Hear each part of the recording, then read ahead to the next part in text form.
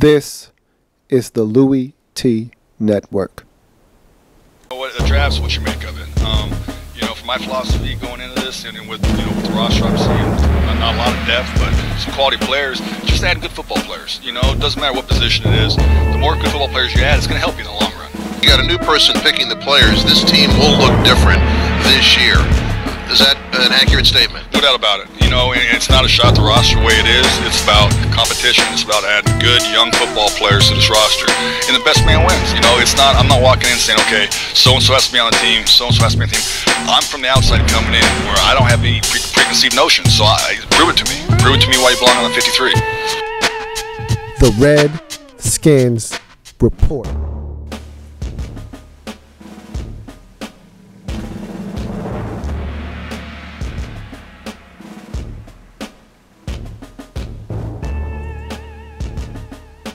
Welcome, all my fellow Redskin brethren and sistren.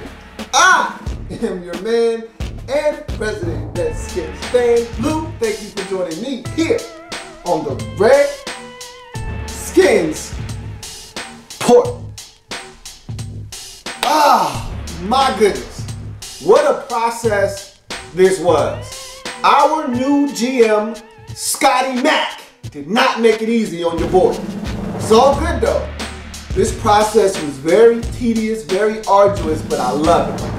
Love it, love it, love it. And I've told you before, I'm not a huge fan of the 10, 12 player draft because only 5, maybe 6 max of those guys are going to make your roster.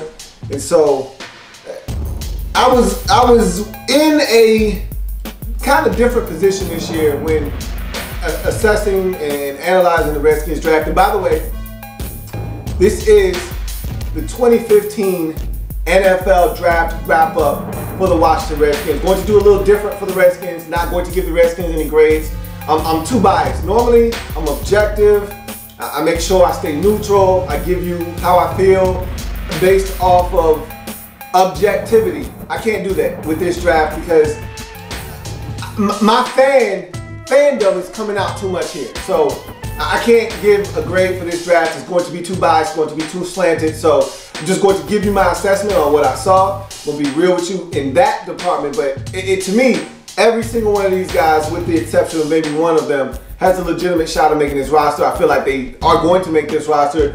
And Scott McCloughan is going to want to put his imprint on this team. And he drafted these guys with certain things in mind when drafting them, and they have a role in this team. If they come out and they perform in all the camps and into training camp, if they perform in the preseason, I think these guys, a lot of them are going to make this 53-man roster, which is asinine when you think about a 10-player draft. And we're not, I don't want to say we're not that bad of a team, but we're that bad of a team. But I think these guys have a significant chance to make the roster. But I see you with your steak knives and your forks in your hand. You ready to eat. You wanted me to get to the meat and potatoes, and I will. But let me set the table first, man. Relax. Wipe your shirt off. Put your little napkin in your shirt. Relax, man. You're not gonna starve over there. I know you already been hungry. You've been waiting. A lot of you have asked me when these videos were gonna start getting kicked off and getting underway. It's a lot of work, especially drafts like this when there's 10 players and some of the tape is hard to find, and you gotta scrounge around, and you gotta, man. I'm telling you. Scotty Mack made me work on this one. It was not easy, but we got it done. So, a couple of things I want to do to set the table before I jump into the breakdowns. I want to talk about what I liked about our draft. What I liked about our draft. First thing, we acquired more picks. We came into the day with 7 picks, beginning of the draft. On Thursday, 7 picks. We lead the draft on Saturday with 10 selections. I like that. Scott McCloughan said before the process he wanted to pick up more picks. He did that in the 3rd round by trading back with the Seahawks, picked up 3 more picks. And so by doing that trade, we ended up with 10 selections. So I did like that. And again, I told you, and I've said this many times, I'm not a fan of the 10-player, 12-player draft because a lot of those guys aren't going to make your roster. But Scott McCloughan's philosophy has been and always will be, the more times you get opportunities to throw darts at the board, the more opportunities you're going to get to have it stick. So I understand his premise. And again, when you're not a good football team like the Redskins, you need as many football players on your team to try to change the culture and change the tide. So like the fact that we went into the draft at 7, left with 10 picks. Drafted players that begin to establish what a Redskin actually looks like. I've talked about this on numerous occasions. You ask me what a Redskin football player looks like, I cannot tell you, okay? That's been a problem around here for a very long time. You ask me what a Pittsburgh Steeler looks like. You ask me what a Baltimore Raven looks like. You ask me what a Green Bay Packer looks like. You ask me what a New England Patriots look like. I can tell you what those players look like. I can tell you what their mental makeup looks like. I can't tell you, however, what a Washington Redskin player looks like. With this draft and with his vision, I'm starting to begin to see a trend. I'm starting to see what Scott McCloughan likes and what these players are going to bring to our football team, which means we're starting to begin to identify what a Washington Redskins football player looks like. And that's what this draft for me is starting to do. And I like the fact that we're starting to have an identity. We need that. We don't, when you ask us, what do we do as a football team? What do we hang our hat on? What can we tell you? When we won the division, we knew what we hung our hat on. We hung our hat on running the football. You knew you were going to get 150 yards put on your skull rushing that day when the Redskins showed up to play you, whether it was at home or on the road. We don't have an identity. This draft is going to help us start to establish that, and I like the fact that Scott McCloughan did that in this draft. Drafted players to help bolster special teams. When you have a 10-player draft, hell, when you have a 7-player draft, the back end of your draft is supposed to help you fill out your special teams roster. And look, what I try to tell people all the time is that the meat and potatoes of your team come from rounds 4 through 7. Everybody likes to make a big brouhaha about the first 3 rounds, and those are the 3 rounds that are covered in the first 2 days, and that's probably the days that people tune in the most. That last day of the draft, when all the guys that are going to make up the meat and potatoes of your football team are selected, nobody's paying attention. And so what you have to realize is those are the guys that are going to be your core special teamers. Over the last few years, our biggest problem was we drafted guys that had the mentality of, I'm not a special teams player. And when you have that kind of attitude, oh, I'm a starter, I don't play special teams, and you're drafting this guy in the 5th round and he believes he's a starter and he's not a special teams player, you got a problem on your hands. You got guys who aren't willing to go out and sell out for the team. And when they're not selfless, and when they come on and they're selfish, and they think that they're starters and that they believe they should be starting and not playing special teams, and they're not willing to sell out, what you get is blocked field goals, blocked extra points, kickoff returns for touchdowns, and punt returns for touchdowns given up. That's what happens. Breakdowns and protections, guys not staying in their lanes, and all of a sudden you got one of the worst special teams in the league. He drafted guys that will know their roles, that will come on this football team and will sell out for the good of the team on special teams. Gotta love that. If you don't love that, then you don't love football and you don't get it. So that's another thing I love about this draft. Players were drafted to enhance competition. A lot of times when we go into a draft, we look at weaknesses. What are positions of weakness? Okay, we need offensive line help. We need an inside linebacker. We need a running back that can catch the football out of the backfield and presents a challenge for the defense with some speed. We needed all of those things. We needed secondary help, safety. We needed a corner. You were looking at positions. You weren't looking at best player available. You were looking at positions and saying, hey, we need this position, that position. Make sure you get one of those. Pick up a couple of those right there. Get one of those. Scott McCloughan said, no, I'm just going in and I'm drafting football players that I believe in and I think are going to come in and help this team tremendously, and they're going to enhance competition. He drafted players at positions where we already had players. And you said to yourself, well, why the hell did you do that? Because the good teams draft the best player available. Yeah, sometimes that best player available happens to also meet a need.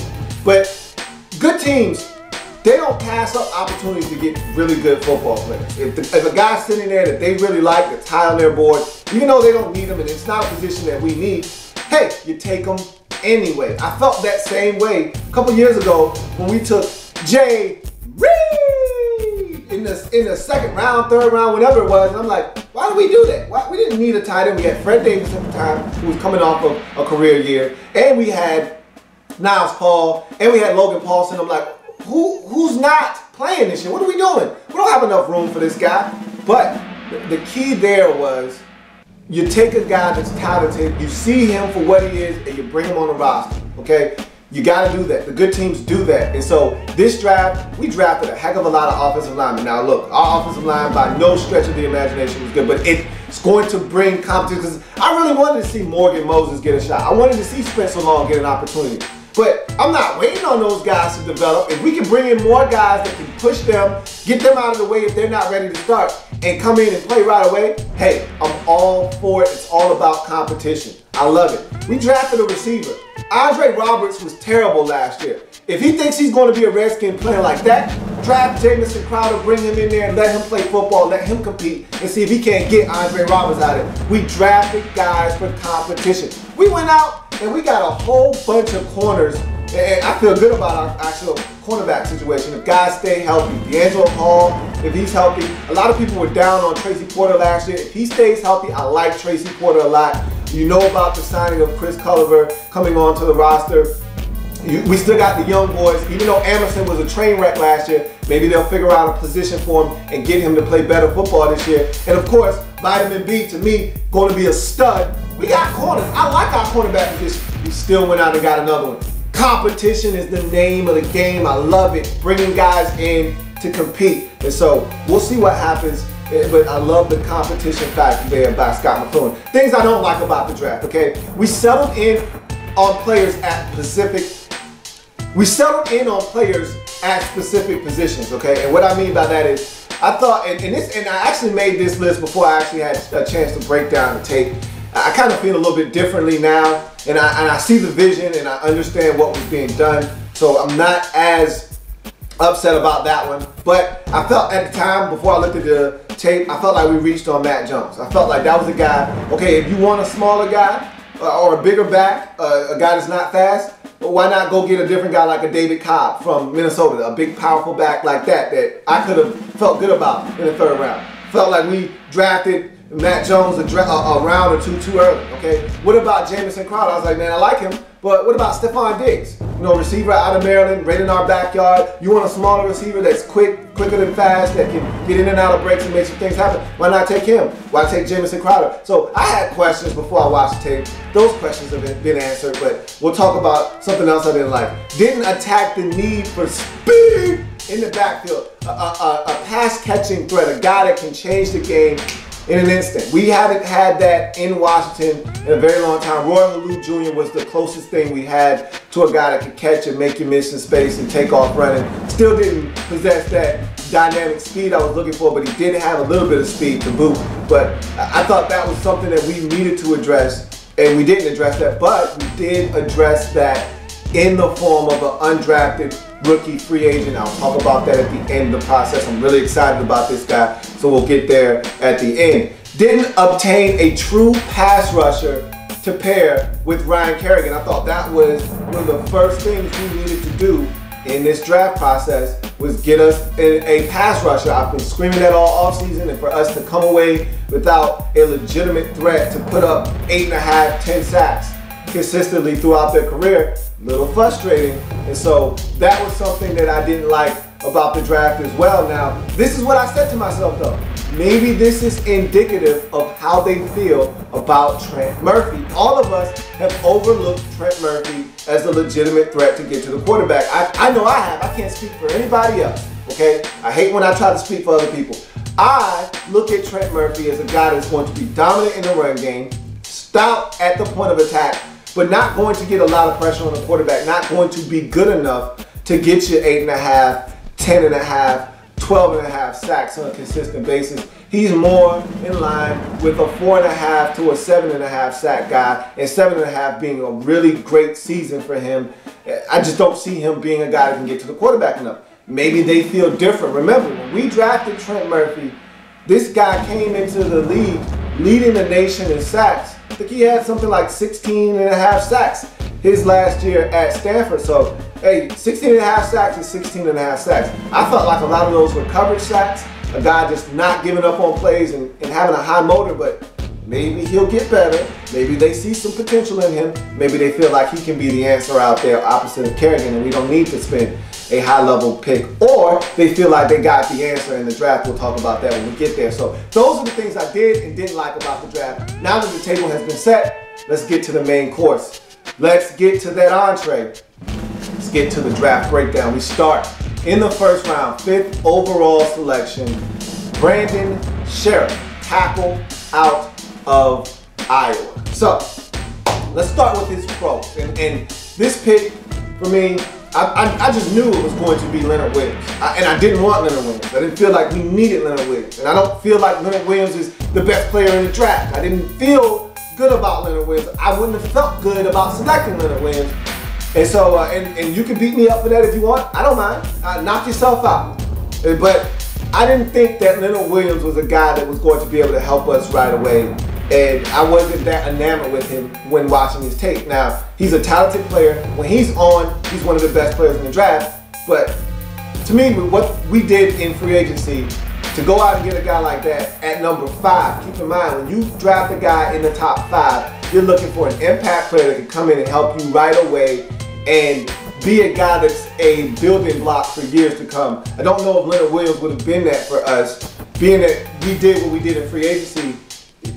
Somebody would have had to sit down. Remember, we went out and got Stephen Pyer. We went out and got Big Terrence Knighton. Remember, we went out and got Ricky Jean, Francois. Remember, we still have Jason Hatcher on the roster. Somebody's got to sit down. A lot of those guys are being paid good money to play football. To go out and get a rookie that you're looking to have an impact right away, it just wouldn't have meshed. So I needed something else to be the pick there, and that's something else, that someone else is Brandon Sheriff. So let's talk about him. His pros, big guy, 6'5", 320. Love the fact that he's a big man. Played left tackle at Iowa. They're going to move him over to left or right tackle on our football team. And to me, to be honest with you, he projects more as a guard than a tackle to me. When I look at him on tape, I see an okay tackle that can be beat, and we'll talk about that a little bit later on, but I see a dominant guard. Okay, so we'll see what happens and what the Redskins decide to do. I'm more excited about the prospects of Morgan Moses turning into an all-world right tackle and slide this guy inside than the other way around. They're talking about potentially moving Morgan Moses inside. I don't see him as a guard. I see him as a tackle. But we'll see what happens. He's an athlete. I don't think he gets enough credit, Brandon Sheriff does, for being an athlete. At Iowa, they pulled him a lot. There were a lot of misdirections. There were a lot of weird blocking schemes where he had to get out of his stance, get up, get to the outside, and pick up a guy that was coming from somewhere else. And so I think he's a better athlete. And another pro for him is he gets to the second level. A lot of times you'll see him get to the second level, get another guy, get another block. I thought he was tremendous in the run game for Iowa, and I think that's where the athleticism is shown. Is his ability to get out of his stance, get to the second level, to get that reach block, to get and hook a guy, seal off the inside to allow the back to cut back. There's some athleticism there that you really don't hear about because of his 40 time and all of that stuff, but the guy is athletic for his size. Love him in the run game. I basically said that already. I think he's a guy that can do a lot of different things, and so I feel like he projects better as a guard because I love this guy in the run game. Not that in love with him in the passing game. I'll talk to you about that in a second, but great recovery. There's a couple of times where he's beaten, but because of that athleticism that I just alluded to, he's able to make up for his mistake early on in the play and not allow the defender to get his hands on the quarterback. And so that's the mark of a great football player, though, a great offensive lineman, rather, is recovery. Because you're going to get beat. Everyone is beaten on plays. How you recover is going to make the difference between your quarterback being sacked and fumbling the football or being dropped for a 7-yard loss and you being able to recover in the nick of time, give your quarterback a chance to step up in the pocket. Hopefully your quarterback is aware enough to sense the rush and step up and allow you to do your job, which is push the guy around and recover. So he can recover inside, he can recover outside. I thought he had great recovery skills, and that's something you need to have at the next level because guys are athletic, will beat you off the snap. You got to be able to recover if you make a mistake. Extremely smart.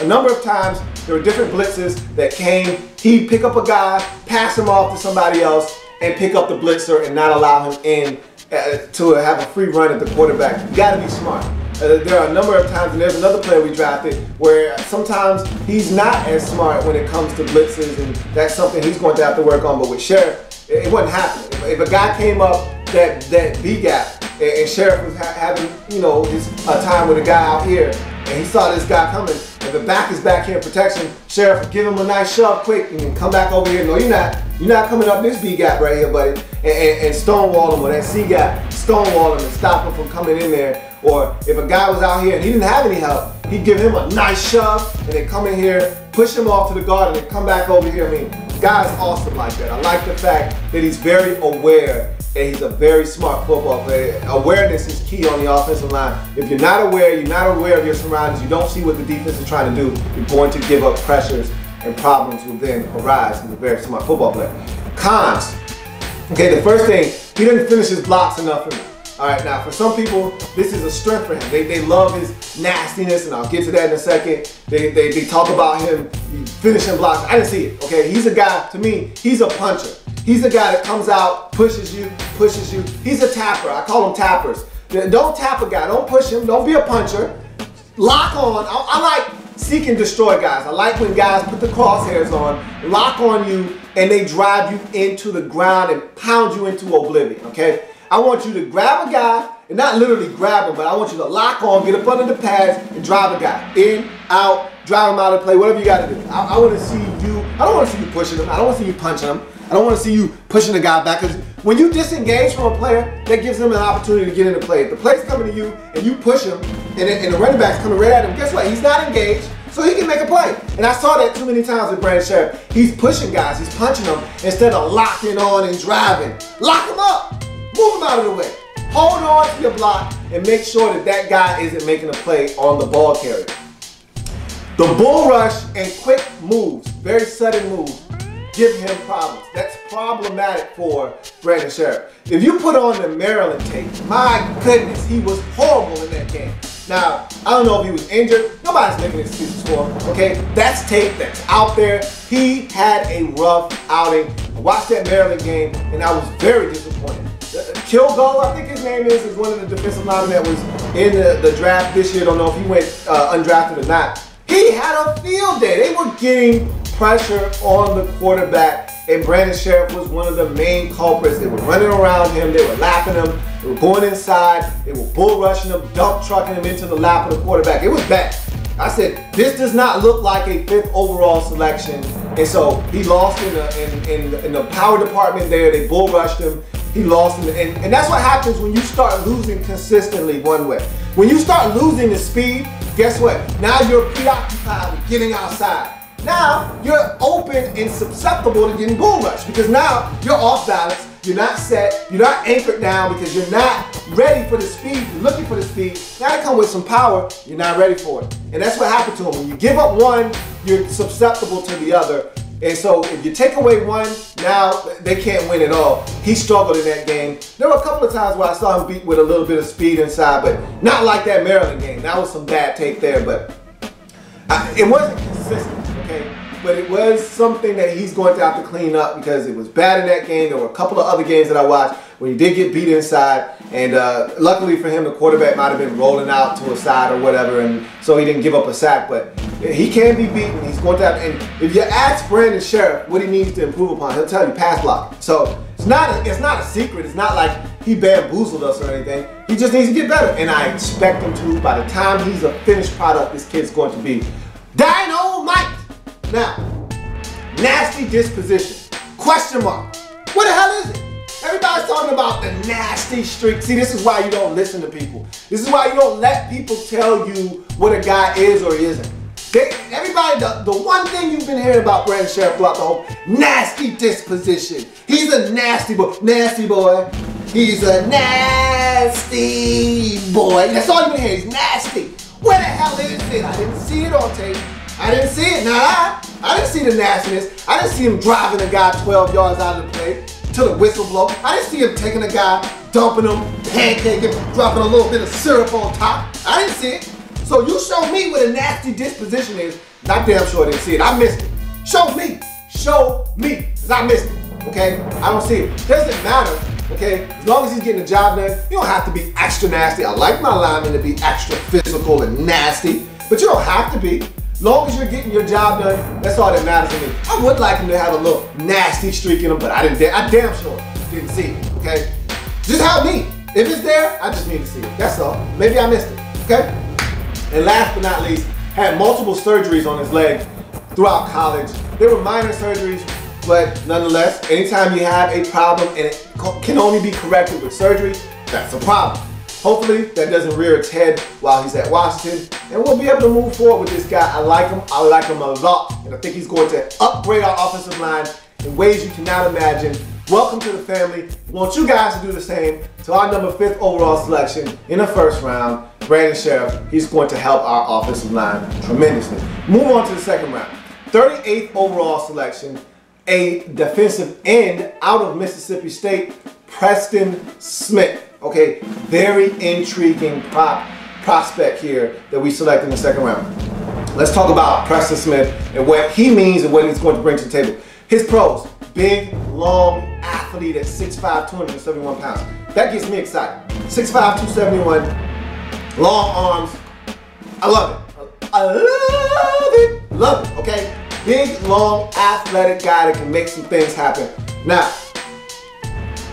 this is another thing I like about him. Wins at the point of attack. There weren't often times where I saw this guy be moved off the line of scrimmage, okay?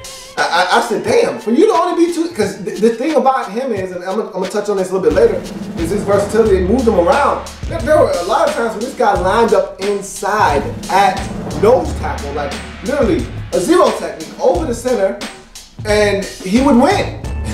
He would win inside. You put on the LSU tape, I mean, damn, you see this guy winning consistently up the middle, and to win inside, you gotta be quick, you gotta use your hands, and he did all of those things consistently while at Mississippi State, especially in his last year at Mississippi State. And so there's a lot of good there, okay? Wins at the point of attack. You can't be soft to be playing the 3 technique or the 0 technique. You can't be soft.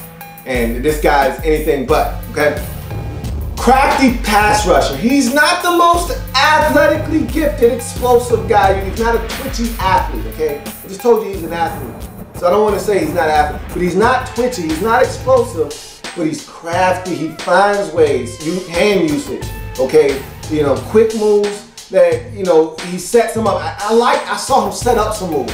I'd see him win outside with, you know, just speed around the corner, beat the guy off the corner. The next move, hard outside, back inside. So he's setting moves up. He's a crafty pass rusher. That's how he finds his way to the quarterback. The next thing you know, put him up on skates, bull rush in the quarterback's lap, sack. Okay, so he's a crafty pass rusher. Drops into coverage. This isn't something I want to see him doing on a regular. I'm not comfortable with him doing this, but it's there. He dropped into coverage while at Mississippi State, and I thought he was effective when he was out of space, so I'm okay with him doing it. I don't want to see him doing it often. Much like Brian Orakpo, I don't want to see you in coverage a lot. I don't. I'm not a real fan of it. Don't feel like you're really great out in space. Don't feel like you're comfortable doing that. Don't want to see you doing it too often. I'd prefer you to go after the quarterback, which is what you do best. Do that, okay? I don't want to see you in coverage that often, but it's good to know that it's in your toolbox, and when necessary, you can pull it out.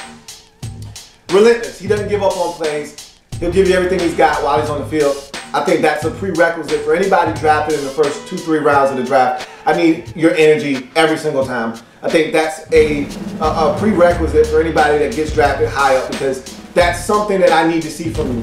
The guys that fall to the 4th, the 5th, the 6th round may have 1st, 2nd round talent, but they don't give you everything they got on every snap. That's why they drop to the 4th, 5th, 6th round. If you're in the 1st, 2nd, 3rd round, you need to be relentless, and he's exactly that. Versatility, this is the one I wanted to get to earlier. The thing that I love about him is you can move this guy around. He can stand up in a 2-point stance, put his hand in the dirt, play the 5 technique, maybe. I'm going to talk about that here in a second. He can put his hand in the dirt, slide over to the nose. He did that. So when we get into our nickel packages, we got a 4-man defensive front. This guy can slide inside and allow us to have 4 rushers on the field. Remember, if we get a healthy Jason Hatcher at defensive tackle, put this guy at defensive tackle next to him, have 2 rushers like a Kerrigan and a Murphy on the outside. My goodness, that's a hell of a little foursome right down on the defensive line trying to get pressure on the quarterback, if I may say so myself. So I feel really good about it. I don't know about you, but I would love a 4-man front that says Kerrigan, Hatcher, this kid here is Preston Smith, and then Trent Murphy. I feel good about that. I feel good about those guys trying to get pressure on the quarterback on 3rd and 2nd. So we'll see. We'll see what happens, but versatility is big for him. I think that's what made him a 2nd round pick. Now let's get to the cons. All right, not explosive. I've already talked about that. Right? He's not a guy that's going to wow you off the ball He doesn't have that quick first step. There's no Shane Ray first step. There's no Vic Beasley first step here. There's no explosive move like Bud Dupree. None of that. That's not what you're getting here with Preston Smith. He's just a crafty, relentless rusher that's going to find a way in the backfield. There's no closing speed, okay? I talked about this with a number of guys throughout the draft prospects process.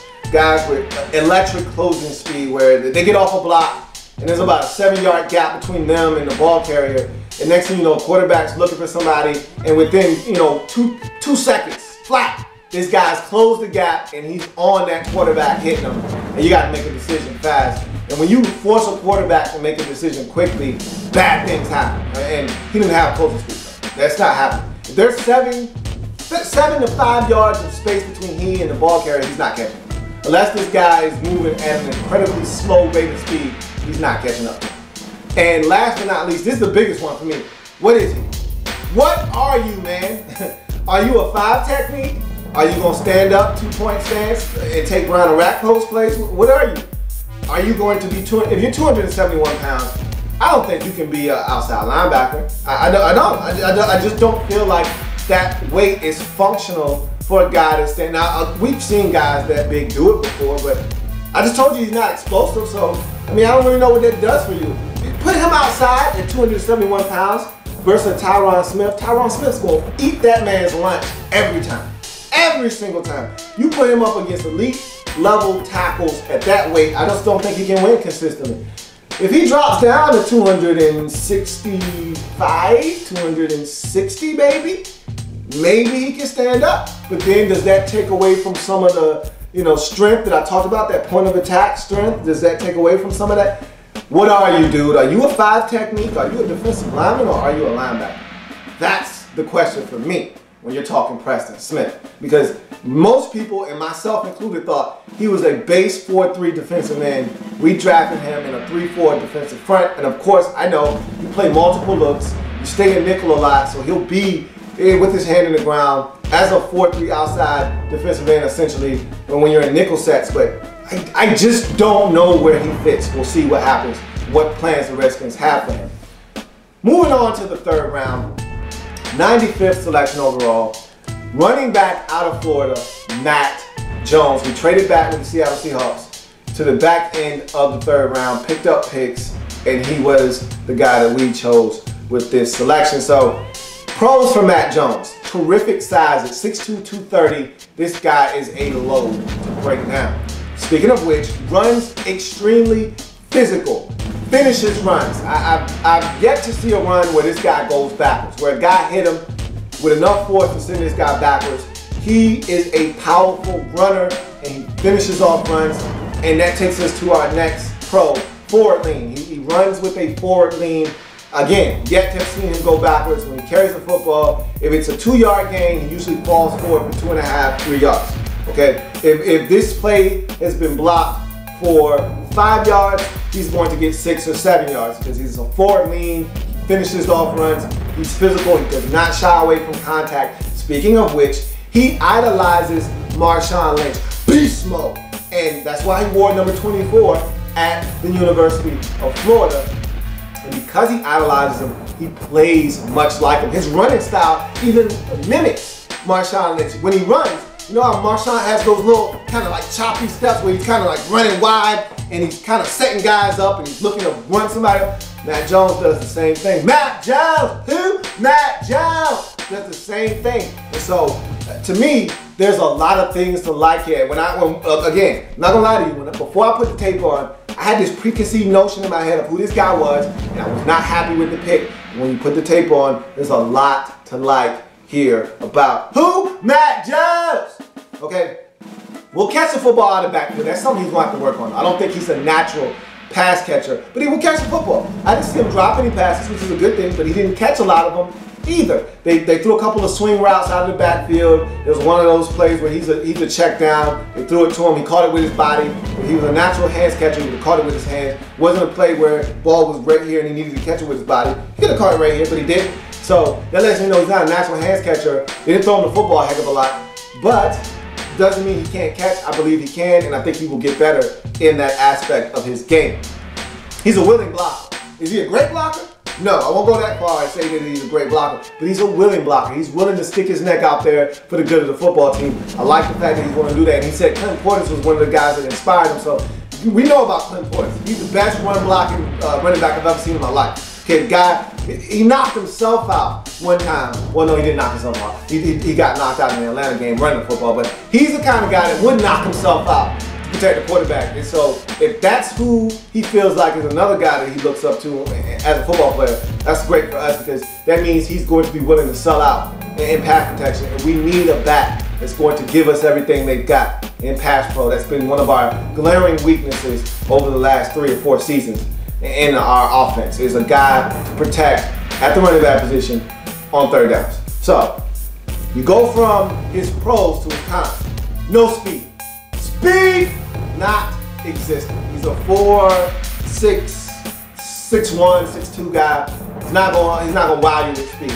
Okay, he's a downhill runner that's a thumper that's gonna run guys over, and you better come with your hard hat and your lunch pail if you're gonna get this guy on the ground, because he's not an easy ticket. He's not an easy out. You're gonna have to work for it when you get this guy in open space. Speaking of open space, won't juke anybody in open space. There's no agility now. That's the difference between he and Marshawn Lynch. That's why I don't want you to think we're getting beast mode 2.0 here. No, we're not getting that. Because Marshawn can make you miss out of space. Whether it's running you over or giving you a little juke, Marshawn can make you miss. This guy doesn't have any wiggle at all. There's no wiggle. I can't make you miss. I'm going to just try to run you over. I'm going to try to plow you. I'm going to try to stiff arm you. I can do that, but I can't make you miss. I don't have enough agility for that. So, no, you're not getting that from him. Had surgery to repair a torn meniscus in 2013, and because of that, he missed a game or two in 2014 where he had to have his knee drained. So that's something to keep an eye on. Anytime you're getting your knee drained, I'm thinking tendonitis. Knee tendonitis doesn't go away. For those of you who have it, you know, it doesn't go away. All right, you can do things to alleviate it, you know, and make it feel better, like have your knee drained, but it doesn't go away. So when I hear torn meniscus, and then I hear the following year, I had to have my knee drained, so I didn't play, that makes me think, you got tendonitis, my friend. And so that doesn't go away. We'll see what happens with Mac Jones. Who? Mac Jones! But I like the pick.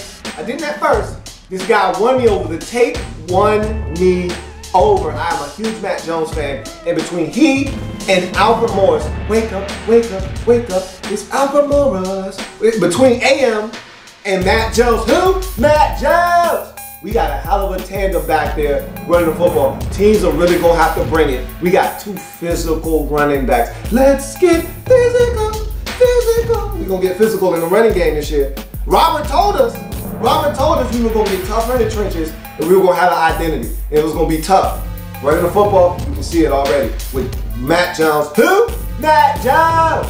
And AM back there running the football. Like the pick. 4th round. We got 2 4th rounders. We start with our first 4th rounder, 105th selection overall, wide receiver out of Duke, Jamison Crowder. This is a guy, I wasn't down on the pick when we got Jamison Crowder. I just said there were other guys available. Why are we doing it? But, again, when I put on the tape, I walked away saying, God damn it, we got ourselves a ball player. We got ourselves a ball player. Let's talk about Jamison Crowder and what he brings to the table. Tough as nails. That's the first pro. This dude, for his size, and we'll talk about his size later on. For his size, man, is this guy tough. He'll go over the middle. He'll catch a little bubble screen, a little tunnel screen. He'll make it happen. Yeah, he may take a shot. He doesn't care. The guy is tough. I love it. And that's the makeup of a return guy. Return guys, you got to be mentally tough. You got to be wired differently to be a return guy. You know why? It's one thing to be a kickoff guy. It's another thing to be a punt returner. Guys are bearing down on you as a punt returner. You could get smashed. If you make a wrong decision, like want to be a hero and not fair catch it, you can get smashed. It takes a real man to want to return punt. Jamison Crowder. He's not afraid. He is not afraid. I love it. Okay, next one. Extraordinary short area quickness. I mean, just extraordinary. I mean, when I say devastating short area quickness, I mean, boom, boom. I mean, boom. I mean, he's leaving guys in space, in tight quarters. You right here in front of him, and he'll leave you. Little juke move, boom, stick his foot in the ground. He's like, God damn, where'd he go? Which way did he go? Which way did he go? And he's gone. He's going somewhere else. Good luck trying to catch up to him once he gets in front of you too. And so, short area quickness out of this world. Can win at the line of scrimmage. I was reading that one of his weaknesses was that he can't win off the line of scrimmage because of his stature. That may be very well true at the next level. I didn't see it on tape though. I saw him winning off the line of scrimmage. I saw him beating guys off the line of scrimmage, getting into his route and winning. So for me, it's a strength. Until he proves otherwise, it's a strength. He can win off the line of scrimmage with his quickness and beat guys. And with his kind of quickness and his speed, and I'll talk about that in a second, I don't think you want to get in his face and jam him up, because if you miss, you're in trouble. So we'll see how that goes at the next level, but I saw him winning at the line of scrimmage. Can high point the football. For a guy his size, you don't see guys climbing the ladder very often. He reminds me of Steve Smith in that aspect. Can climb the ladder a little bit, go up and get the football. He's not as an explosive a leaper as Steve Smith is or was in his early days in Carolina, but he still can go up and get the football. And much like Steve Smith, he's not a big guy, he's a diminutive guy, but he can go up and get the football. Punt return ability. I think most Redskins fans are in love with this aspect of his game, because for the last 5 or 6 years, we haven't had a good punt returner. And good, I'm using this loosely, since Chad Morton. I don't know if you remember that guy from the Jets. But we haven't had a great punt returner since the days of Brian Mitchell, since B. Mitch, okay? Now, we had an electrifying one in Deion Sanders' prime time, but that was at the end of his career. And he never scored a touchdown for us. Had a big return for us, but it led to a touchdown, but he never had a return for a touchdown as a punt returner with Redskins. Brian Mitchell was the last great one we had. This could be the answer we've been looking for, okay? I like this guy in a punt return game. Didn't return one for a touchdown last year, but 2 years ago in 2013, had about 2 or 3 of them for a touchdown.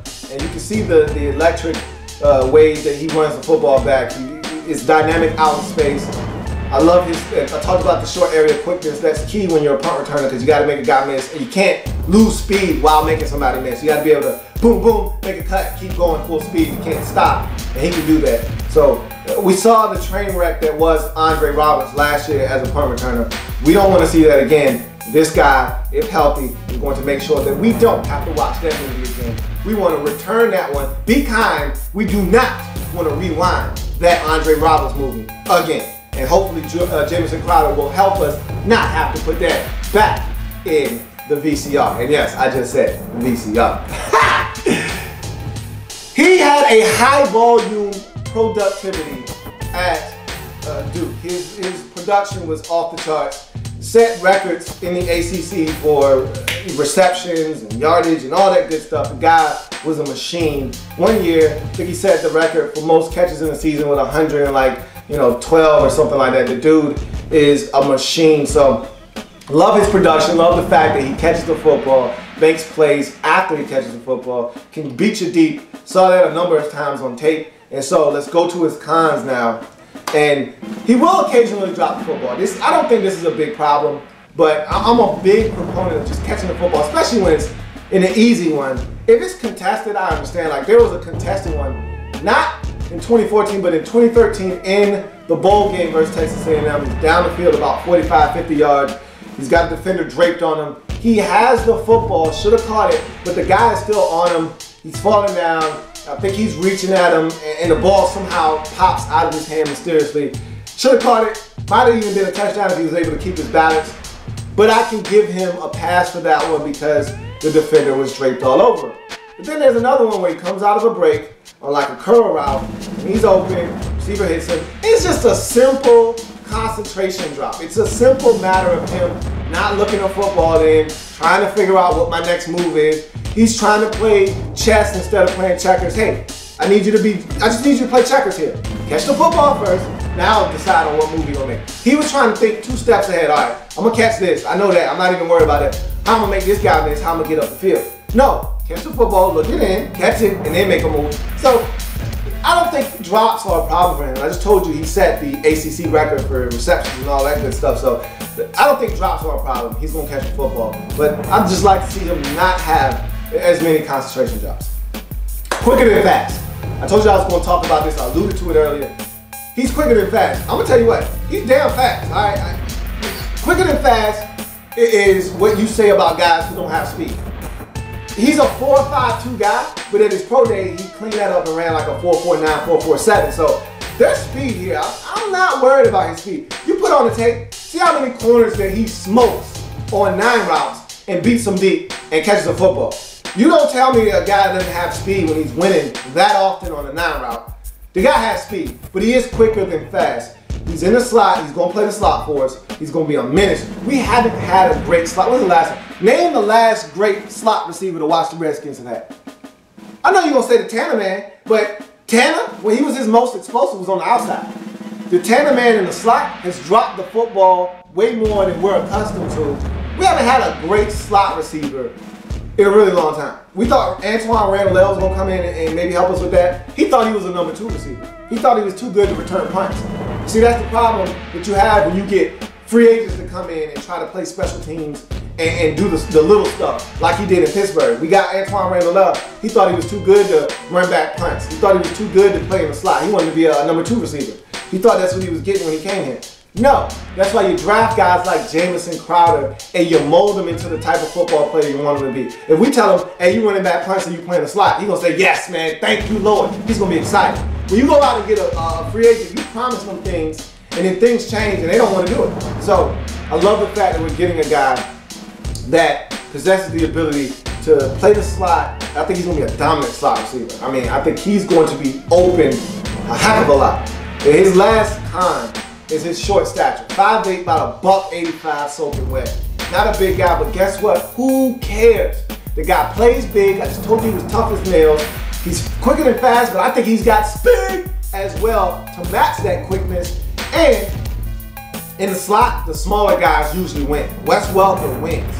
Danny Amendola wins, okay? Slot guys that win consistently are normally smaller stature guys. I'm in love with Jamison Crowder. I'm gonna tell you right now, what he brings on special teams only sweetens the pot. This kid's gonna be dynamite. Dynamite!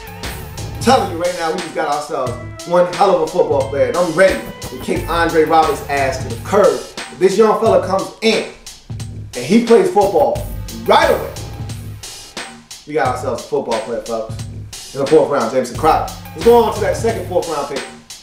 112th overall, Ari Kwanjo. I love this selection. Big man out of Alabama, offensive guard. Let's talk about Ari Kwanjo and what he brings to the table. His pros. Big, strong man, 6'5", 310. My gosh, this guy is big and strong, okay? I don't have to tell you that. You put on the tape, you see it. You see what's going on.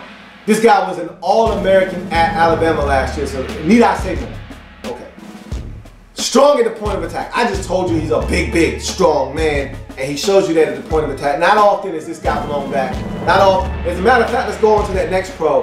He often moves the line of scrimmage, okay? So he's a guy in the run game, takes his offensive or defensive lineman that's in front of him, dump trucks him, picks him up, moves him about 2-3 yards off the line of scrimmage, and creates a hole for the running back. I love him. I love this guy. Love what he brings to the table. I think he's a day 1 starter. Somebody's got to go.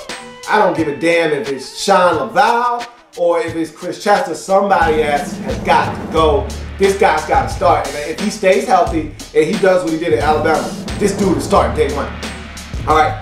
Often engulfs the defender in front of him. And when you're 6'5", 310, it's not hard to engulf the guy in front of you. But remember I talked about Brandon Sheriff not taking a guy and holding on to him and redirecting him. And this is a seek and destroy guard right here. He's the type of guy that locks on a defender, and once he gets him in his sights and gets his hands on him, lays paws on him, this dude is done. You're finished. You're out of the play. You're not getting back in it. All right, the work that he did in that playoff game versus Ohio State, things legends are made of. Everybody's talking about Joey Bosa. You know, the big guy that's going to be in the draft next year, everybody's going to be talking about Joey Bosa. Joey Bosa from Ohio State. He destroyed Joey Bosa's ass in that playoff game against Ohio State. He was flawless just about in that game. A couple of breakdowns in pass protection, but you talk about run game, you talk about when he knows what's going on in the pass game, this guy was flawless in that game against Ohio State, okay? So, engulfs defenders, I love it. Can get to the second level.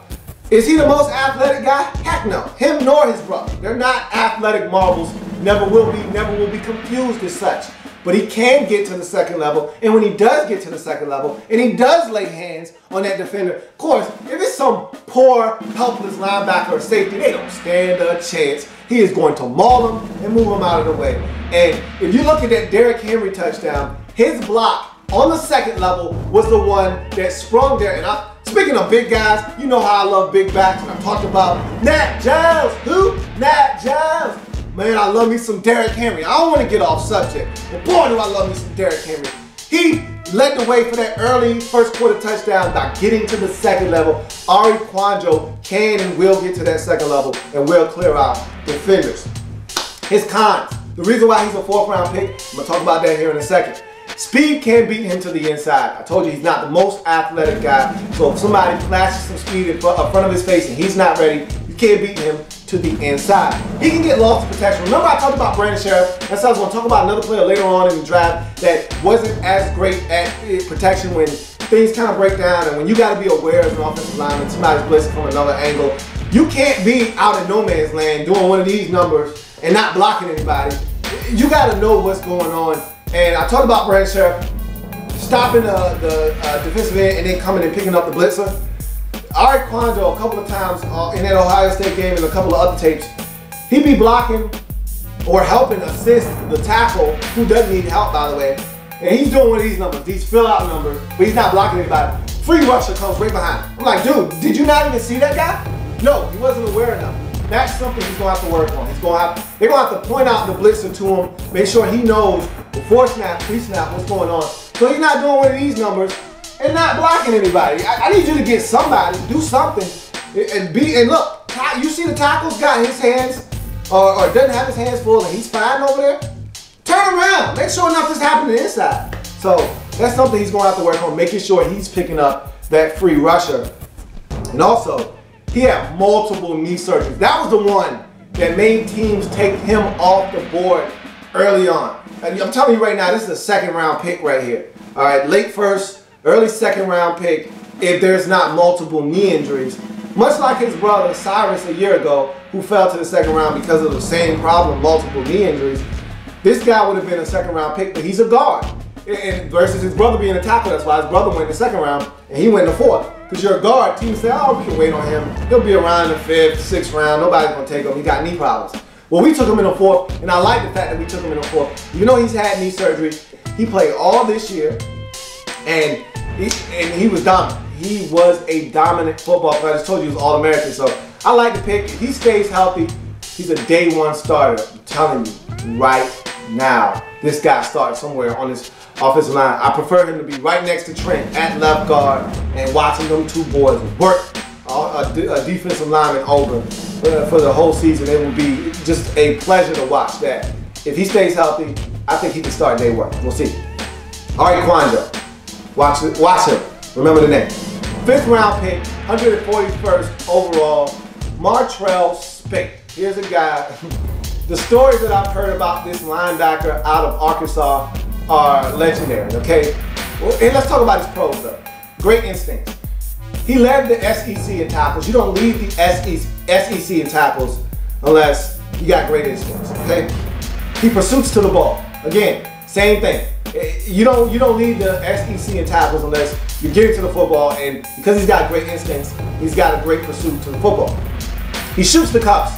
What I mean by that is he tackles by the legs. He's not a guy that's going to light you up here, despite what I heard from his head coach in college.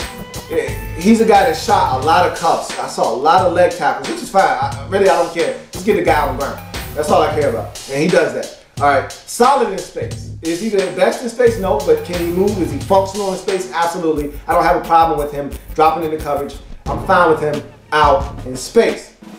He's relentless. I like his motor. It never stops. He's all over the field. He's going to find a way. And a lot of times, too, when you lead your conference in tackles, you get credited with tackles that you don't actually make.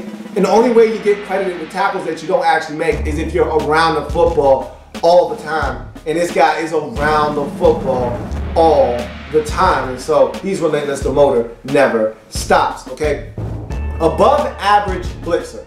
There's one blitz against Texas in the Auto Care Bowl where he comes scot-free. He times it up beautifully gets out on the outside. The tackle doesn't even have a chance, and he destroys the running back. The best hit I saw on tape from this guy, and that's what I think his coach in college, Brett Bielema, was talking about when he says they came up with a term because he was so physical in practice, he would knock guys out. They came up with a term. It's called "you got spaded." Okay, anytime they come up with terms like that for you, it means you're doing some things. And I saw somebody get spaded in the backfield when he blitzed against Texans. That was a hell of a hit. Now, let's go to his cons, all right? He's a small linebacker. At 6 feet, 236 pounds, I don't feel like you can survive in this league inside in a 3-4 defense at that size. He's going to have to bulk up, and I think he can get a little bit bigger.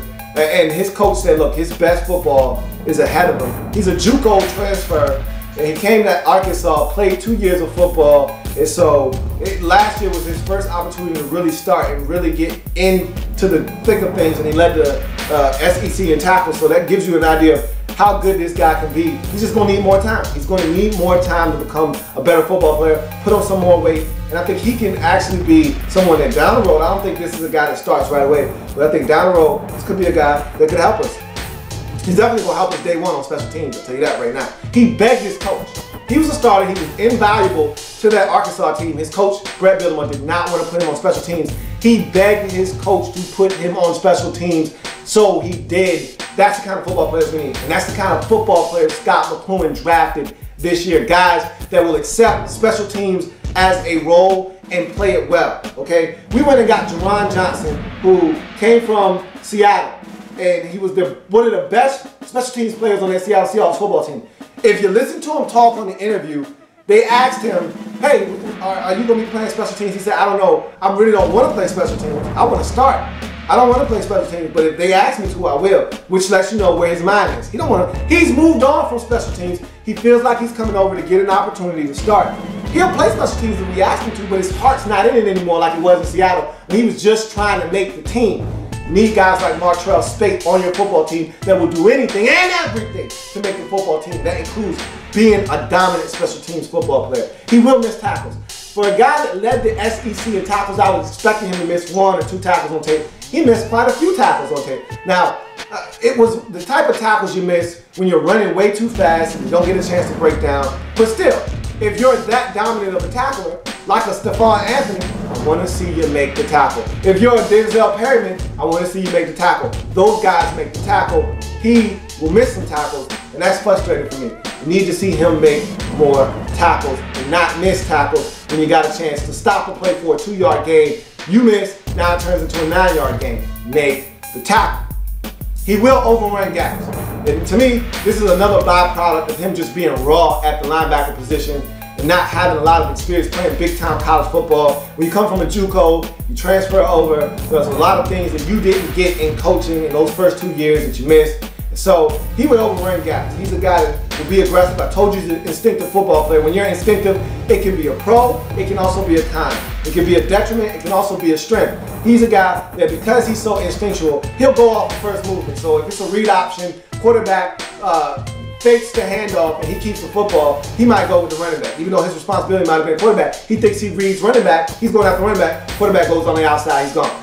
Or vice versa, quarterback sticks it in the belly of the running back, lets it go, and quarterback carries out his fake, Martrell Spate, chasing the tail, chasing the dog. He's chasing after the quarterback. Running back's got the football up the gap that he should have been in. Now it's an 11-yard gain instead of a 2-yard, 3-yard gain in the gap. So those are things. He'll overrun a gap. He'll go over pursue, guy will cut back. He should have been in that lane. He's not there. Big time run. So those are things he's going to have to clean up. Again, I think in 3 years, this guy could be a starter for us. I think in 2 years, this guy, because he's very dedicated. I want to tell you a story, but I don't have time to tell you the story. Maybe at a later date in time. There's a nice story about this kid, a couple of them, that just makes you feel like, man, we got ourselves a football player here. I really would like to tell you the story, but we got to move on. We go to the 6th round. We got 3 6th-round picks, 181st overall. Kyshawn Jarrett, safety out of Virginia Tech. Pros, physical tackler, okay? He's a guy that's going to come up, lay the boom on you, and not feel bad about it. He's a guy that's an in-the-box safety. That's the next pro. In-the-box safety. And sometimes we label that as a negative. He's an in-the-box safety. He's not a free safety. He's not a guy that you want away from the line. Hey, if you're going to be dominant at something, be dominant in the box. Why not? Here we go. A lot of people beat up Landon Collins for being an in-the-box safety. What's wrong with that? What's wrong with being a thumper that has functional movement skills that can drop back and do some things, but where my bread is buttered is in the box? What's wrong with that? LaRon Landry was a good in-the-box safety until Sean Taylor was senselessly murdered. And then we asked him to do things that he wasn't comfortable with. Next thing you know, he wasn't a good football player. If you're an in-box safety, use him as an in-the-box safety. That's what he is. He was a rover at Virginia Tech, which tells you, and for those of you who don't know what a rover is, it's a hybrid safety / linebacker. So you're just like an extra defender down in the box. And so he was a guy that they trusted as a rover to come down and be an extra hammer in the box. So he's a physical tackler that is an extra defender in the box.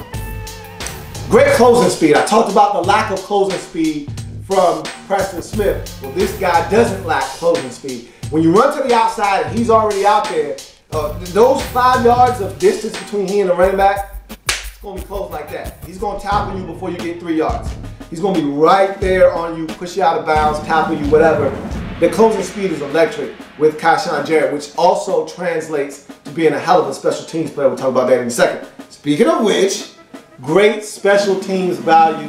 He'll play all the special teams you need him to. I just told you he's a physical tackler. He's the type of guy that will jar a guy and get the ball loose on special teams. I can see him being an outstanding gunner or something of that nature. He's going to be key for us.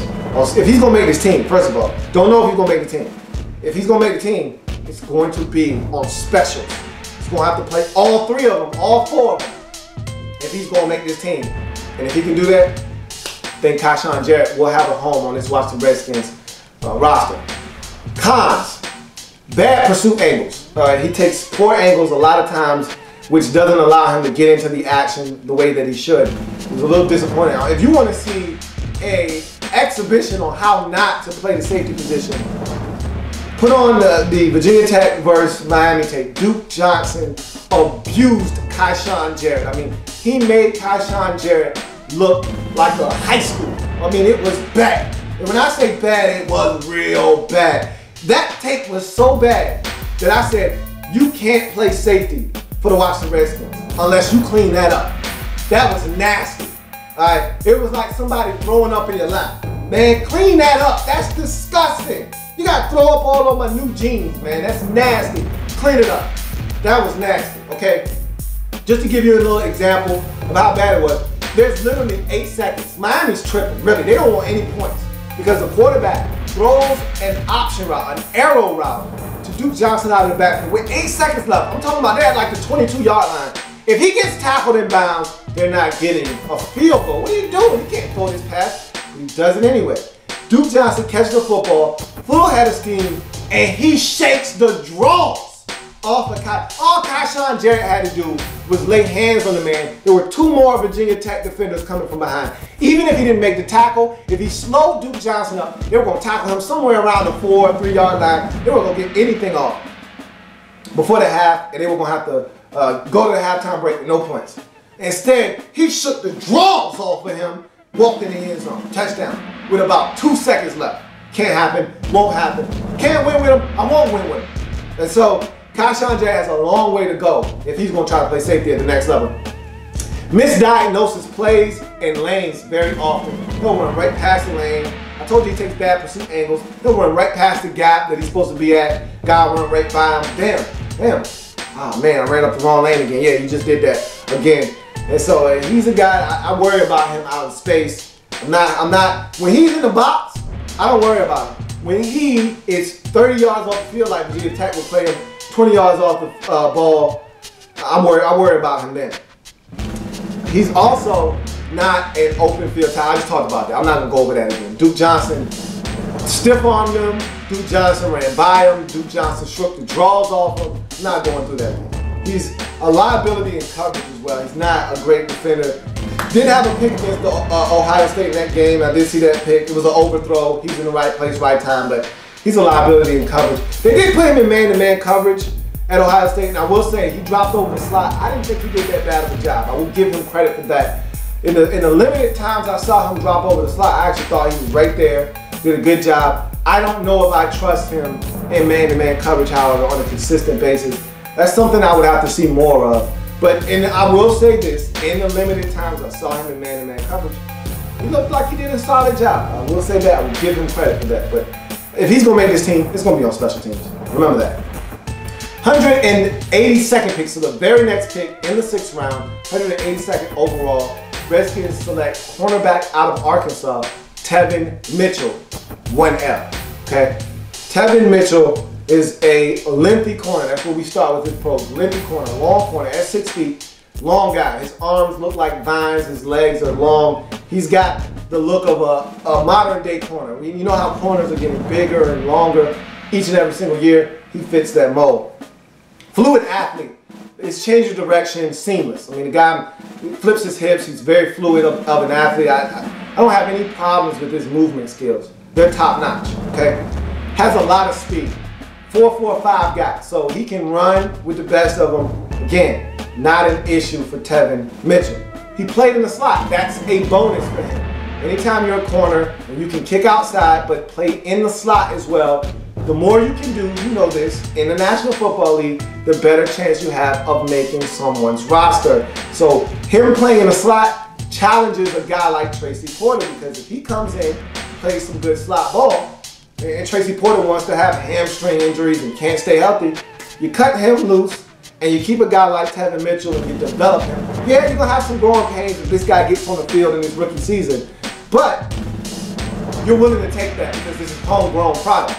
Okay, if Tracy can't stay healthy, and I like Tracy Porter a lot, I'm a big Tracy Porter supporter, and I know a lot of you aren't, but I am. If Tracy's healthy, I like Tracy Porter. But if he can't get his act together and stay healthy, and we need a slot corner, hey, I wouldn't say it's too far-fetched that a guy like Tevin Mitchell, 1L, is able to step in and maybe assume that role. We'll see. That's a long ways away. He's a long shot to make this roster. But if he's going to make the roster, he's going to have to show some incredible skills at the cornerback position, because I don't know if his special teams prowess will be enough to help him make this roster. I don't think he's a good enough tackler to be a problem on special teams. So he's going to have to play the cornerback position very well in order to make this team. And he looks for the football. You know how I am about looking for the football. You can't catch what you don't see. You can't make a play on what you can't see. He looks for the football, tracks it, finds it, makes a play on it. So again, I love the fact that he looks for the football. All these components are the makings of a really good cornerback at the next level. Another thing that he offers, he's a willing tackler. I didn't say he was a good tackler. He's a willing tackler. That's the first start of someone that is going to be in plays. Now, willing tackler and a good tackler are two different things. But in order to be a good tackler, you got to be a willing tackler. If you don't want to tackle, if you don't want to be physical at all, we got a problem, okay? He's not that type of guy. I didn't say he was a good tackler. I just said he's willing to throw his body on it, okay? Now let's go to his cons, all right? He's got a small frame. At 188 pounds, at 6 feet, tells you he's a long, lanky guy, not a lot of meat on his bones. Don't know if he's, you know, we take this for granted. We just, oh yeah, he'll get in the next level, get in on NFL weight training program, he'll put on 10 pounds or so, he'll get to 200 pounds. No, that's not always the case. Some guys aren't made to be 198 pounds, 205 pounds. Maybe he's a 188 pound corner. Did you ever think about that? That could be the case, all right? And if he is, I don't know if that's going to be good enough at this next level. We'll see. He could be fine with it, though. I like his movement skills. He puts on 10 pounds, he might not be the same athlete. Who knows? We'll see. But he's got a small frame. He struggles with physical receivers. You can understand that. At 188 pounds, could you see Des Bryant manhandling him, tossing him off the line of scrimmage? Get your ass out the way, man. Catching the football all over him, putting his nutsack all on his helmet. I can see that. Can't you? Yeah. Big receivers give this guy problems. That's why they moved him to the slot. He started outside at Arkansas, and then they said, you know what? We'll move you inside. You're a little small, bigger receivers can't take advantage of you. We'll kick you inside and let you play there. And I thought he played better at the slot. Inconsistent hands. He was playing against Amari Cooper, against Alabama. Mark Cooper runs a slant. He was trailing on the play. Blake Sims makes a terrible throw behind Amari Cooper. Guess who's right there to make a pick? Tevin Mitchell, 1L. Drops the football. I need you to catch that, bruh. I need you to catch that, bruh. Okay? You got a chance to make a play. I need you to make it. Inconsistent hands. And he's an inconsistent tackler. I just told you, he's a willing tackler. I didn't say he was a good one. I said he was a willing one. He's an inconsistent tackler. He's one of those dudes, doesn't see what he's hitting. I'm going to just throw this 188-pound frame around. I'm going to dive. I'm going to throw a shoulder out there. I really don't know if I'm going to hit you or not. I'm going to try to cut you. Hopefully I get you. If you jump over him, he'll never know the difference. He'll just throw his head down, hope he hits you. You jump over him, he'll just go flying. He's out of the play. I need him to be a more consistent tackler. But Tevin Mitchell, I think he has a shot, an outside shot of making this roster if he comes in and he balls out. An injury or two in camp. Remember, D. Hall coming off of an injury, and last year was an injury-riddled year for Tracy Porter. If he can't stay healthy, tell you what, Tevin Mitchell has an outside shot in making this roster. 6th round, 187th pick overall. Evan Spencer, wide receiver out of Ohio State, is the pick. I'm telling you right now, when it's all said and done, this might be the steal of this draft. This might be the gem of this draft. And this is what you call a glue guy right here. Evan Spencer, listen to what Herb had to say. I said, Herb, don't lie to me, man. Herb said, no, I'm serious. Louie T, listen when I tell you this. Evan Spencer might have been the most valuable player on that national championship team from a year ago. I said, Herb, don't lie to me, man. Herb said, I'm not lying, man. Put the tape on and see for yourself. So I did. And I said, damn, Evan Spencer is an indispensable tool. Like, I looked at this guy and I said, what can't he do? Now, is he gonna come in and be a bona fide stud at the receiving position? No. But for a 6th round receiver that you draft, that you're not looking to help you as a legitimate threat at receiver, listen to all the things that this guy can do. Let's jump into Evan Spencer. You're gonna look at this guy differently when I'm done talking about him. His pros, he's a bigger wide receiver at 6'2", 200 and about 5 pounds or so. This is a big wide receiver, okay? A guy that has a bigger frame, can do some things. I like Evan Spencer's frame a lot at 6'2", 205 or so. He's a dominant run blocker. And when I say dominant, I'm talking stick your nose in the face of a defender, put your face mask in his chest, and light him up. Boom! That's Evan Spencer for you in a nutshell. National championship game. Ohio State looking to put the game away. 88-yard touchdown run by their running back, and he's going to be a good one too. His name escapes me right now, but that kid, you need to watch out for him. And the key block on that play, Evan Spencer comes down from the wide receiver position, puts a crack down on the linebacker, seals the inside, the running back takes off, 88 yards later, he's in the end zone, touchdown, Ohio State wins national championship game. I mean, it's plays like, I'm not done with what this guy did in the national championship game. I'm not done, we're gonna keep going. Very unselfish. He's the type of player that gives himself up for the team, okay? He's not a guy that is look at me, look at what I'm doing. When you're a run blocker, Ohio State didn't throw this guy the ball a lot. They threw him a bone. They treated him like a fullback. Every now and again, they threw Evan Spencer a bone just so he could feel good about what he was contributing on the offensive side of football. But they would put him out there to run block. They would put him out there to be the lead blocker on a tunnel screen. They would put him out there to do all the dirty work, to do all the little things that nobody else wants to do. And he would do it gladly, proudly, and wear it like a badge of honor. He's a very unselfish football player. He puts the team ahead of himself and his accolades. Those are the type of guys that help you win at the next level. Play special teams. In the national championship game, Alabama scores a touchdown, cuts it to a one-score game, need an onside kick to try to get the football back and give themselves a chance. All right? if they recover this kick, they might have a chance to come back and win the game. Or excuse me, Oregon. Is it Oregon? No, not national championship game. This was against Alabama. And to me, Alabama was a tougher test than Oregon was. And so this was the game before the national championship game. This was the playoff game against Alabama. And that was the same play, that same run that I talked about earlier, that was against Alabama as well.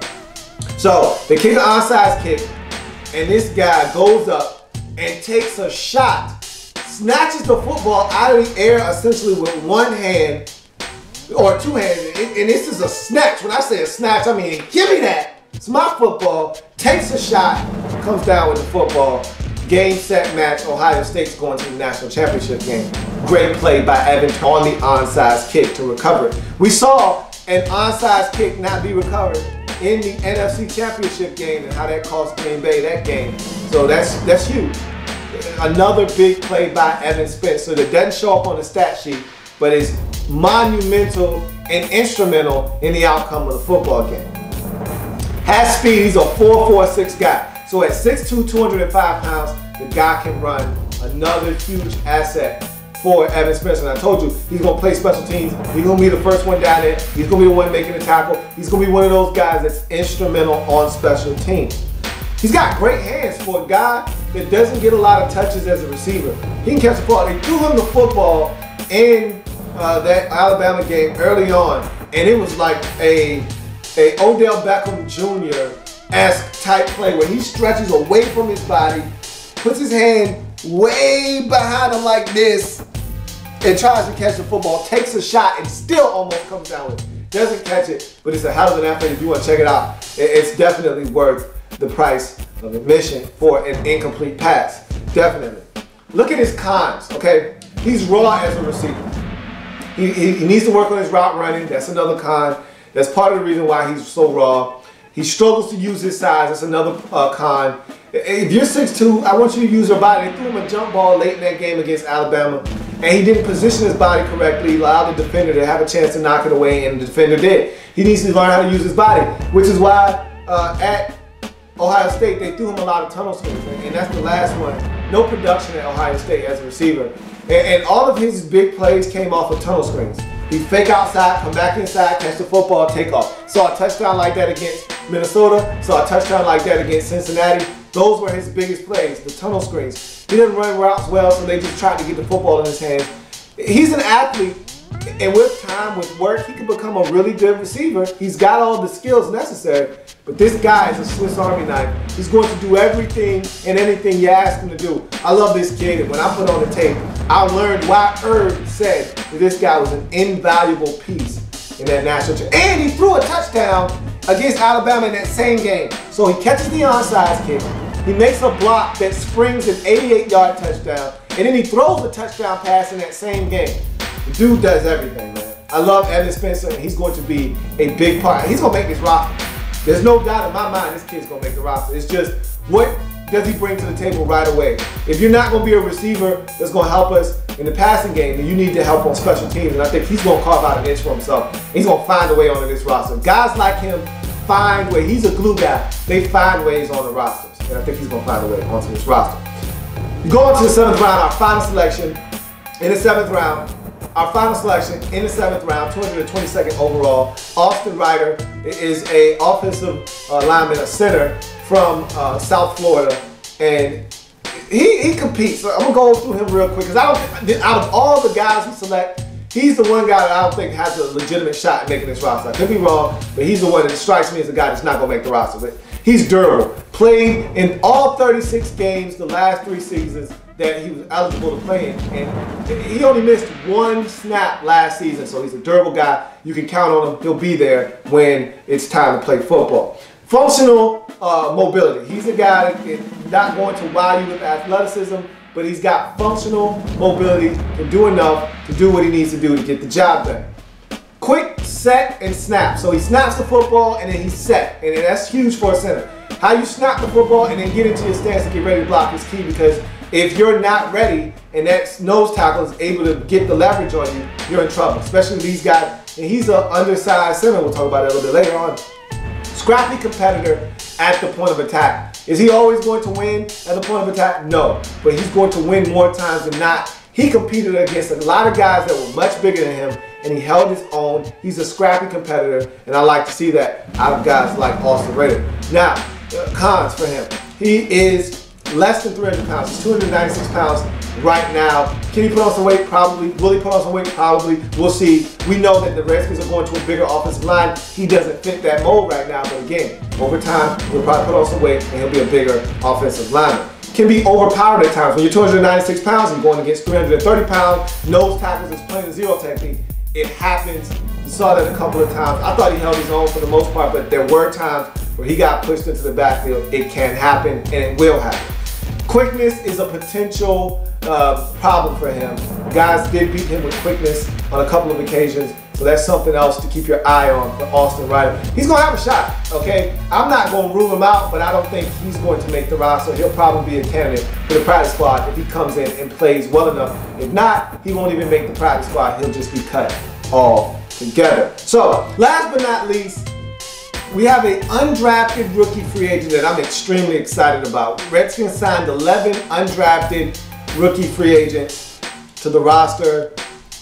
Every year we do this. Every year all the teams around the league do this. These guys are a long shot to make the roster. But there is one in particular this year that I am extremely excited about. And I want this guy to make the roster. And he has to do 3 things in order to achieve that goal. Now, let's talk about who he is, why I so desperately want him on the roster, and why this is a brilliant move by Scotty Mack, right?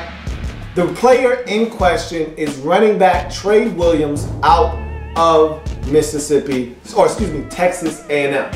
Now, Trey Williams is a 5'8", 200 pound back.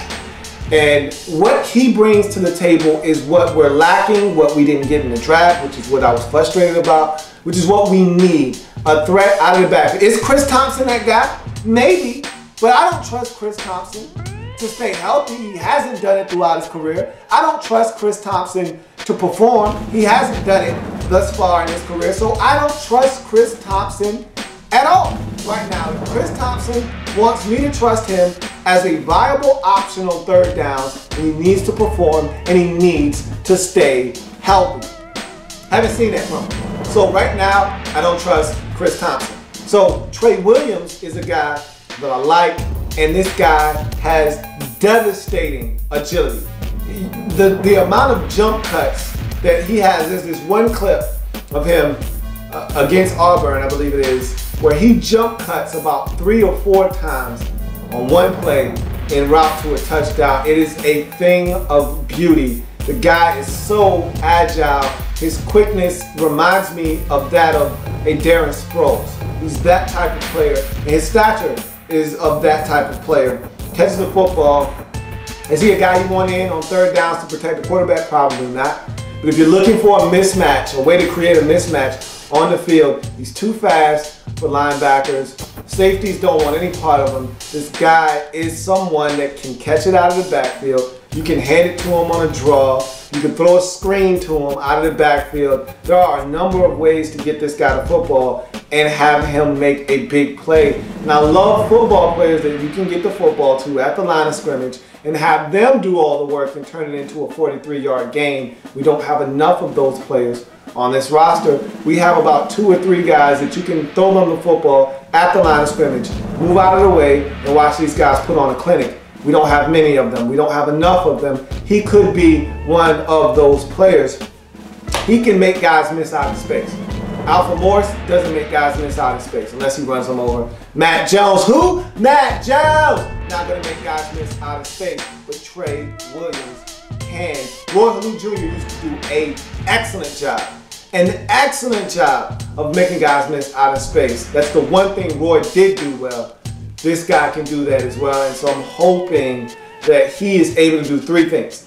And if he wants to make this roster, he's going to have to do these 3 things. 1, he's going to have to stay healthy. You cannot perform and show the coaches what you're capable of if you don't stay healthy. 2, he's going to have to show the coaching staff that he can catch the football and that he can provide more than just depth on the running back depth chart. He's going to have to show that he can do something else, whether it's special teams, in some form or fashion. He's got to be able to carry his weight on this roster as something other than just a secret weapon. He's got to be a guy that helps in some other facet of the game. That's number 2. And really, I just want to see him catch the football, really. Number 3, he's got to show the ability to run past people. He's got to show speed. Speed! He's got to show speed. He's got to show the ability to catch and do other things on this team. And he's got to stay healthy. That's the one thing last year that our 5th, 6th round pick, Lake Seastrunk, couldn't do. He couldn't stay healthy. Remember, he had an injury that kept him out of camp for a little while. And he didn't show us the ability to be able to catch the football consistently enough. He didn't make the football team. It was disappointing because we wanted him on the team because of the aspect of speed that we lacked. He had, but he couldn't do enough to make himself a relevant player on this roster. I'm hoping Trey Williams can do that as an undrafted rookie free agent out of Texas A&M. Out of all the 11 guys that we signed, he's the one that I think has a legitimate shot in making this roster. That's going to do it for the 2015 NFL Draft of our beloved Washington Redskins. Trust and believe, I'm madly in love with this draft. I think these guys are going to bring a number of different things to the table. I'm anxious to see where Brandon Sheriff ends up. I know he's going to start at right tackle. I know that for a fact. We'll see if he flourishes at that position or if they're going to ultimately have to kick him inside. At the end of the day, I want the best 5 offensive linemen in front of whomever is at quarterback, albeit Robert Griffin III or Kirk Cousins or whomever. I want the best 5 offensive linemen in front of that player. And so if that means Sheriff has to kick inside the guard and allow a guy like Morgan Moses, 2 first names, you can't trust a guy with 2 first names, okay? And so I don't trust Morgan Moses to end up starting at guard or tackle because he's got 2 first names. So we'll see. I just want the 5 best. I don't give a damn if he's at guard or tackle. I don't care. If Sheriff is a better guard than tackle, put him at guard. If he's a better tackle than guard, put him at tackle. I don't care. Just want the best 5 offensive linemen. And I think that's going to include Ari Kwanjo when it's all said and done, the guard that we took in the 4th round out of Alabama. We'll see. Time will only tell. If guys stay healthy, I like a lot of these players, at least 8 of them, to make the final roster when it's all said and done. That's how good I think this draft can be for the Redskins moving forward. I am a Redskins fan, etched in burgundy and gold. My Redskins spirit will never die. My Redskins spirit will never fold. Until we meet again, hail to our beloved Redskins. It's an exciting time. Now we have to play the waiting game. Let the process work itself out. We got to get to minicamp. Hopefully everyone is able to stay healthy. We already saw the Jacksonville Jaguars suffer a significant injury on the first day of minicamp. They lose their 1st round pick, Dante Fowler Jr. That could have been us. We wanted Dante Fowler Jr. That could have been us. Done for the season, torn ACL. Guys have to stay healthy. We'll see what happens. But for right now, we're on cloud 9. I love the direction of the program. I love this draft. Scotty Mack is doing a hell of a job. See you next time. There's plenty more where that came from. While you're here, subscribe to the channel. If you want more Louie T, be sure to follow me on Twitter at InTheLabRoom, or you can like the Facebook page at InTheLabRoom. That's InTheLabRoom on Facebook and at InTheLabRoom on Twitter. Don't forget, subscribe to the channel if you haven't already done so.